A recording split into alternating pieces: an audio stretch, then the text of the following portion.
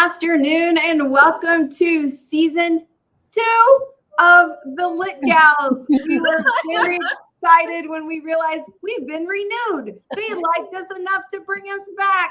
So here we are, the Lit Gals. We are excited to be with you for another school year here on the Keep Indiana Learning YouTube channel, Facebook feed, Twitter feed, wherever you are finding us today. We are happy to be a small part of your day. So I am Martie Hoofer. I am the digital content manager for Keep Indiana Learning. And I'm the producer of the show, which just means I push all the buttons. So if something technically goes wrong, hi, I'll take the blame for that. But we are so happy to be a part of your day today. So April, something in my intro I forgot. Why am I a reader? And what do I bring to this conversation? I've been a reader my whole life. My library card was precious to me growing up, going to the Spencer County Public Library in Rockport, Indiana. And I spent a decade teaching 7th grade reading and writing. And so I bring to this conversation that middle grade YA look at literature. So I'm excited to be a part of the Lit Gals. April, you want to tell us a little bit about yourself? Yes, so I'm April Long, and Martie, I just have to say that intro to season 2 of our show is beautiful. So well done. You don't just push the buttons. Yeah, you do a lot more. You create. I love it. We just show up to chat. So I teach English. This is my 16th year. I teach for Indiana Online Academy. And this is our 2nd year in operation as sort of a partner option for traditional schools for students to choose virtually. So I've taught brick and mortar and virtual. And I teach grades 7 through 11. But my focus most of my teaching career has been on high school. So I'm kind of bringing to the group a little more of the secondary ed perspective.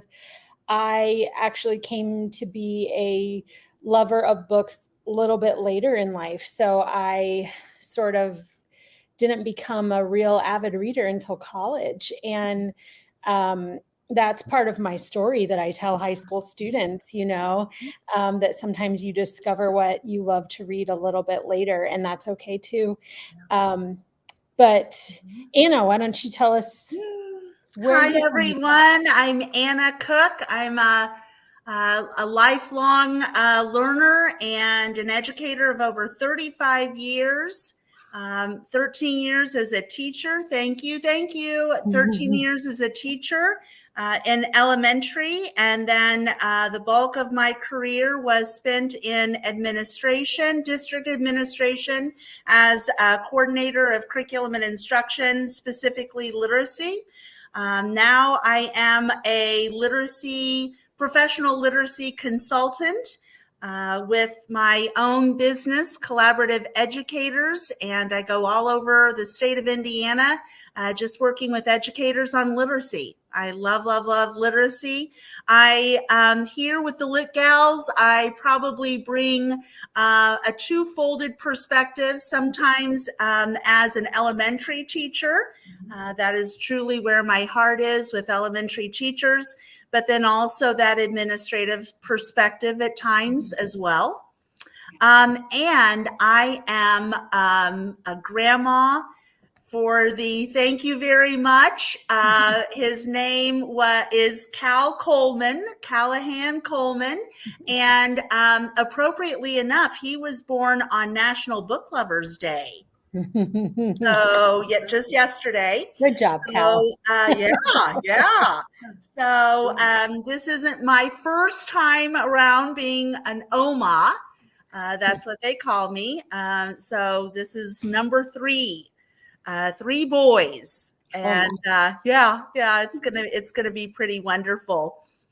So today we talked about starting off the school year and what is really important to us, and this was a topic that I kind of I don't want to say I ramrodded through, but I said that it was really, really important to me, and that was to ask ourselves why. Why do we do what we are doing? Why do we do it?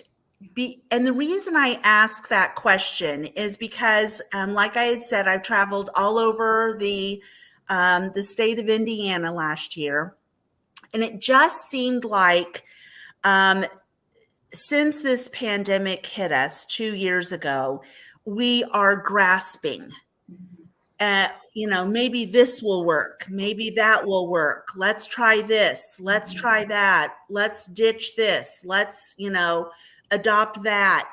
And it's almost like it's a frantic grasping and, of what can we do? What's going to work?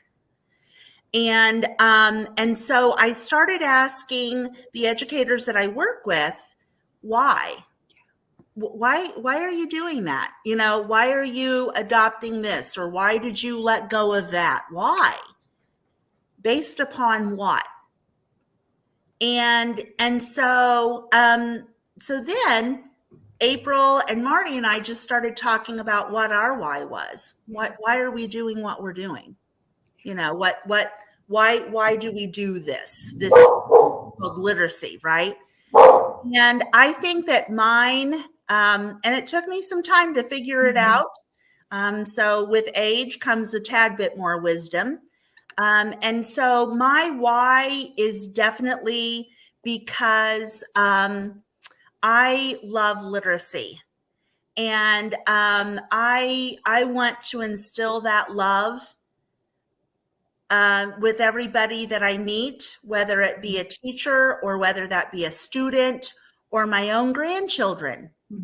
Because like you, April, I didn't always love to read. I didn't.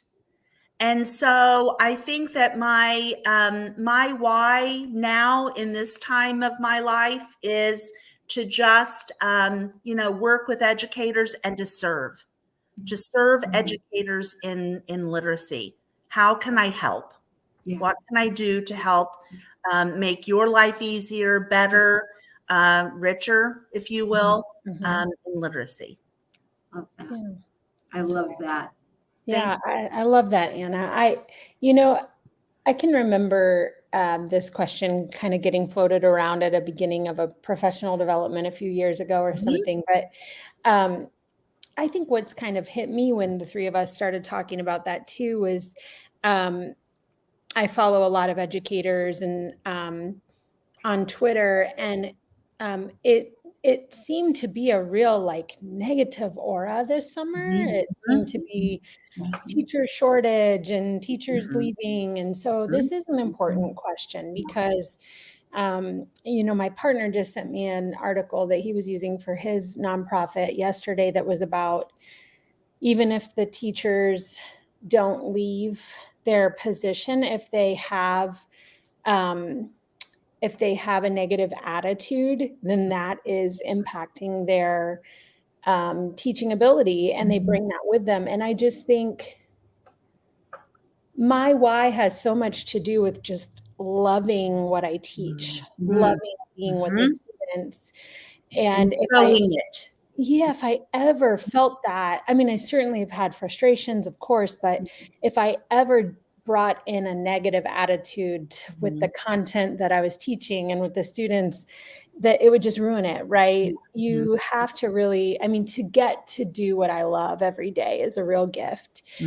What's the quote about, if you do what you love, you never work a day in your life, which I certainly work. So we'll see.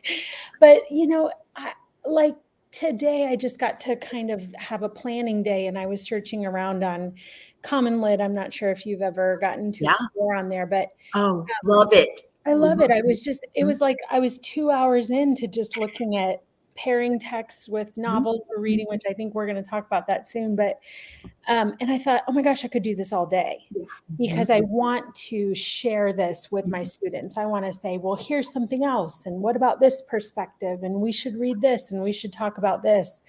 And so just getting to be stimulated and do the thing I love every day and to share that, I'll keep doing it until it doesn't feel this good, but good for you.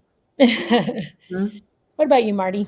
I had to really stop and think about this question about what is my why. And what I realized as I chewed on it is my why changed as I was in the classroom over that decade of teaching. And so I think I'm going to answer my why question as I share my books for today. So I'll use that as our segue. But what I thought I would say to more directly answer the question before my books is, why do the Lit Gals? And I think, at least for me, why I love it that we do this is bringing a conversation about books from multiple perspectives. I mean, there's so many places you can find information about books, but we're a human face with a way you can reach out to us, and we could talk about these books more if you wanted to. So that's something, for why do the Lit Gals, giving a place for educators to think about books. And I love how we talk about them, and we talk about how they can cross ages and all kinds of good things. And so for me, that's a why, is bringing good literature in these short 20 minutes to educators that find us live or find us later, I think is just something I love. And April, goes along with what you said, of just sharing a passion. I love talking about books. It's just one of my favorite things to do. So I guess I'll just talk about books and answer the why question. So I chose 3 books today to bring. This first one is called We Beat the Street. I actually taught this book in middle school. It's still got all kinds of post-it notes in it, which just makes me smile. This is unique for me. My school did not require that we teach novels. And so this is one of the few books I actually taught cover to cover. But it's by these 3 guys called the 3 Doctors. This is nonfiction. You can still find Dr. Sampson Davis on Twitter. I follow him. He tweets a lot. George Jenkins and Rameck Hunt. And these are 3 guys growing up in Newark, New Jersey. Life is rough for them. And in these very short chapters, they talk about how they beat the street and became 3 doctors.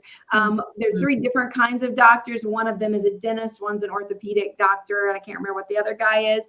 But this book resonated so well with my kids. So one of my whys as a teacher and an educator is to share the love of education. And this book does that, because these guys talk about how skipping class one day led to a changed life. And they were at school, they skipped class, and it completely changed their life. So We Beat the Street is part of my why, the power of education. Another book The Power of Education is probably where my why started when I first started teaching a decade ago. Then it grew into the power of words. And as I became a writing teacher, I wanted my students to realize how much power was in their words. And I don't think kids don't like to write. So I needed to convince them that there's a reason you need to write. And this book is great. I didn't teach this in class, but I recommended it all the time.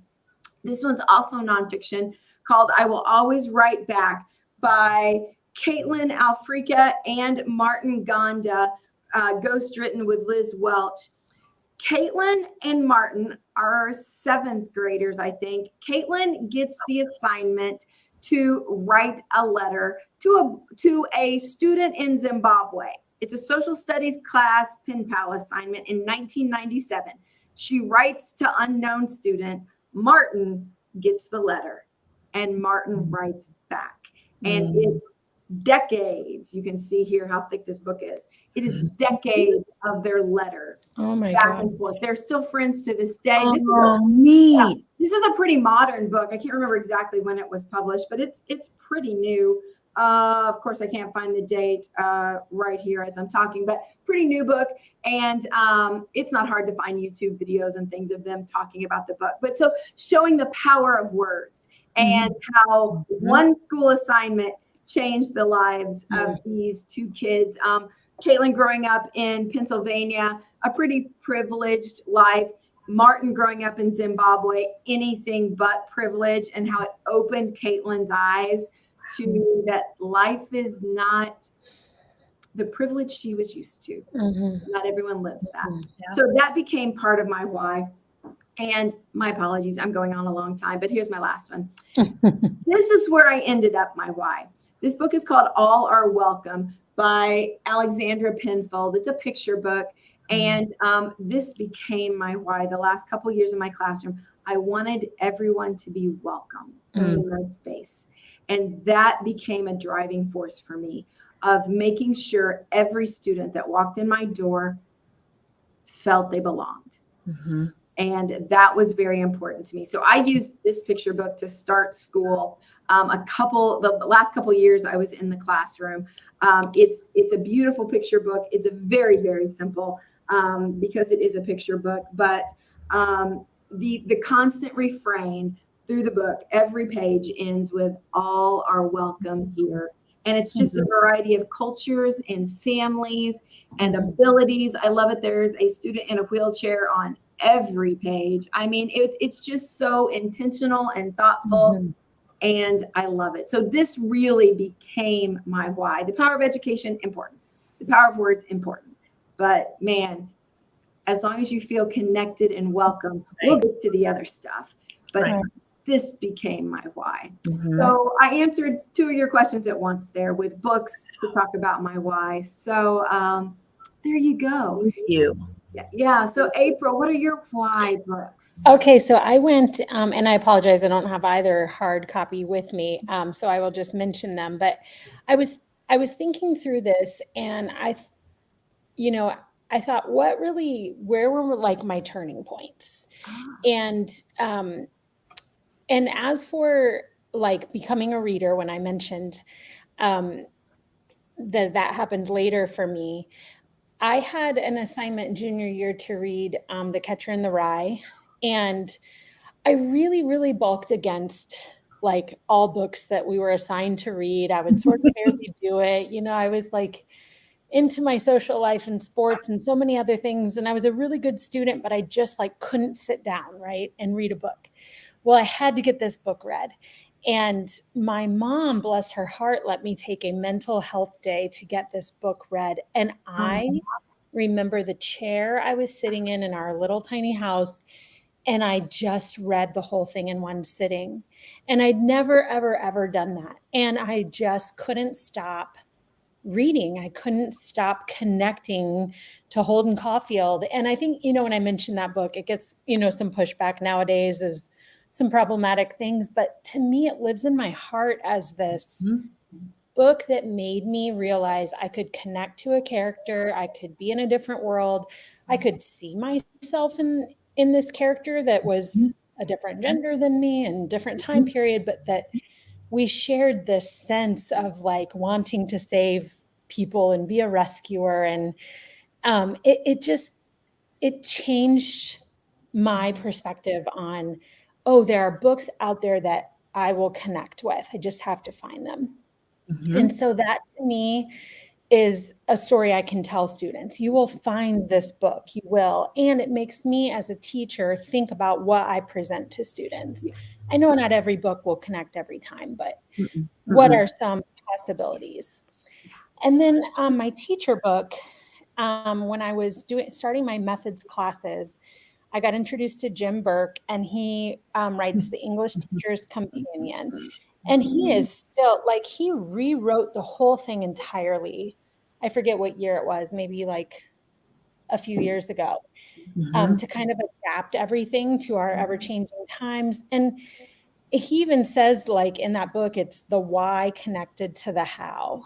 And so he really made teaching come alive for me in that book. At one point, I had 2 copies on my shelf because I was afraid I had lost my copy and I couldn't be without it. So I had 2 for a while. But he just gives such practical classroom application. Whereas I felt, you feel like sometimes in college so long you're sort of floundering. Everything's vague. You don't really know what it's going to be like. But that book really helped me to see what teaching could be like in the classroom. And so that made me connect. That book is still on my shelf. I love it. So those are my 2 kind of why I do this book. Love it. You, Anna? So it's so interesting, both of you. I keep thinking or hearing connections and community, connection, community, all the time with the two of your examples. I love that. Thank you. So mine, for my professional, and I'm sorry I don't have mine either. I'm at Cal Coleman's house in Southern Illinois, but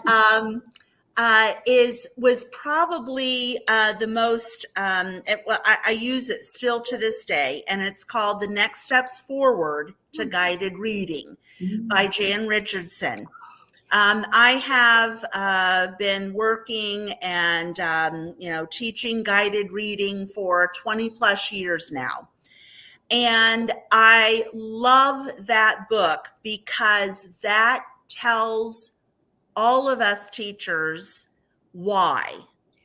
So in guided reading, it's time for that small group, and whether that be on a strategy or whether that be on their level, their reading level, and what they need to be doing in that reading level, some of the strategies that they need to have solidly down. But that book tells why.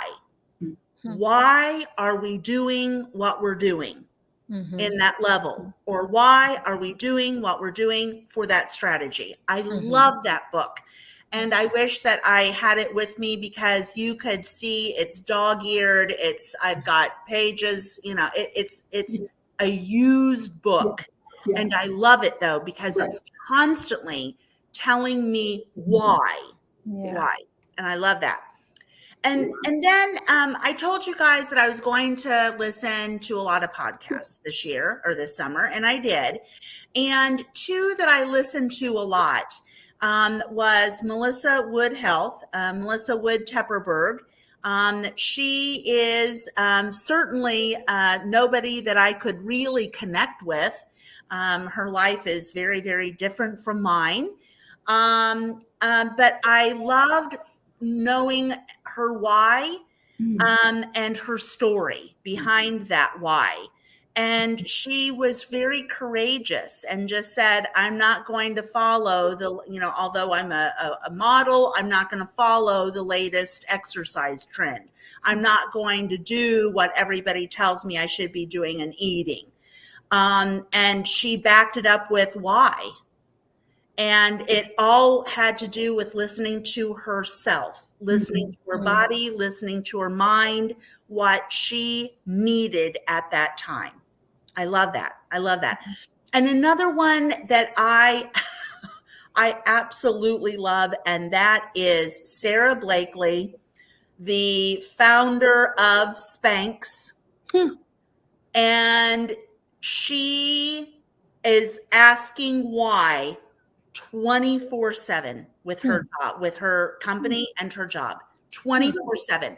Why am I making this? Why are we going to produce this? Why did I create this? She's constantly asking the question why. And I want to end with one thing that she says, and I bought the mug. I bought the mug. It wasn't something she created, but I found it and I bought it. And she says, be the energy that you want to attract. Be the energy that you want to attract. And I think that that's another reason that the three of us do what we do, right? Yeah. Is because we want to be good role models. We want to have that good positive energy. And we do this because we know our why. We know why we're doing this. Yeah. And that's what I love about the three of us. I just do. I love it. So Anna, so we're going to end with, what are we listening to or reading now? So are you listening to one of those two podcasts now, or are you on to something else? No, still listening to the podcast. Summer is not officially over. No, so yeah, right. I'm still listening because every time I listen to one of them, I get one of those aha moments. So yeah, so thank you. Yeah. April, what are you reading or listening to right now? I'm currently reading The Four Winds by Kristen Hanna. And she did Nightingale, The Great Alone. This is about the Dust Bowl, Great Depression era, a single mother and her 2 kids. And I thought, oh, I don't think I'm going to really be that interested. And it is fascinating. I'm learning so much. And she's a great writer, so highly recommend so far. I'm about 75% done. There you go. And her books are not small. They are commitments. Well, actually, April, then my book goes right along with yours, but mine is a middle grade version. I'm doing, this book was published in 2006, so it's kind of an oldie. It's called Hattie Big Sky. And Hattie, it's 1917, 1918. And so just before the Dust Bowl. And she takes off to Montana as a 17-year-old girl to homestead her uncle's plot of land. Whoa. Oh my gosh. Yeah. So I am also learning a lot.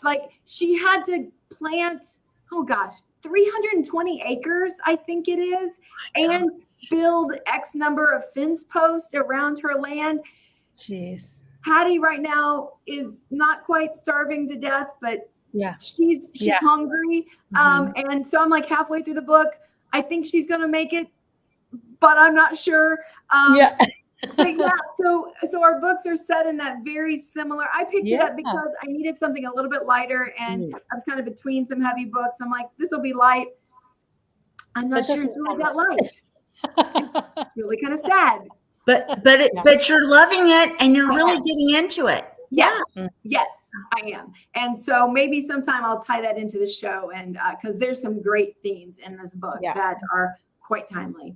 So there we go. There's what we're currently reading and listening to. Thank you, ladies, as always, for being here. Viewers, we appreciate you. Our next show is September 14th. We are on the second Wednesday of every month. So we will see you September 14th. Make sure you like and subscribe to the Keep Indiana Learning YouTube channel to be notified when we go live. You can also follow Keep Indiana Learning on Twitter and see the notifications there. So viewers, we appreciate you. If you tweet about it, we would love to know. Just use the hashtag #TheLitGals, and we'd love to know what you're reading as well. So April, Anna, have a great day. Thank you, guys. Good seeing you again. Bye-bye. Bye, everyone.